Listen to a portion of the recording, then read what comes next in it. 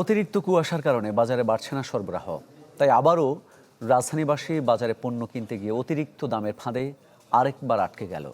সব ধরনের সবজির দাম সপ্তাহ ব্যবধানে কেজিতে বেড়েছে সর্বোচ্চ ৩০ টাকা।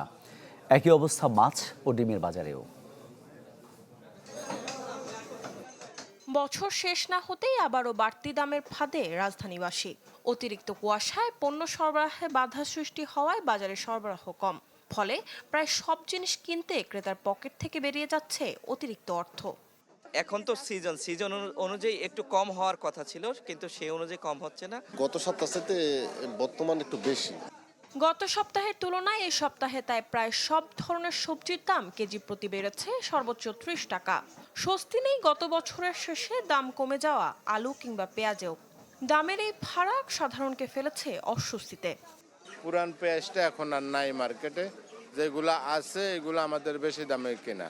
মরিচের দামটা একটু বাড়ছে এখন, এই আজকের বাজারে সিমের দামটা একটু বাড়তি। মুরগির দাম ধীরে ধীরে বাড়তি হওয়ার শঙ্কা বিরাজ করছে। শীতের কারণে মুরগির উৎপাদন কমে যাওয়ায় সরবরাহ ঘাটতি দেখা দিতে পারে বলে জানিয়েছেন ব্যবসায়ীরা।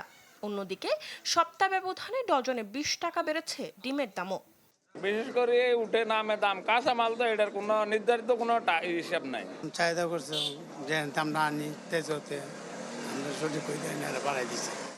পানি শুকিয়ে যাওয়ায় মাছের সরবরাহ কম, তাই বাড়তি এর দামও।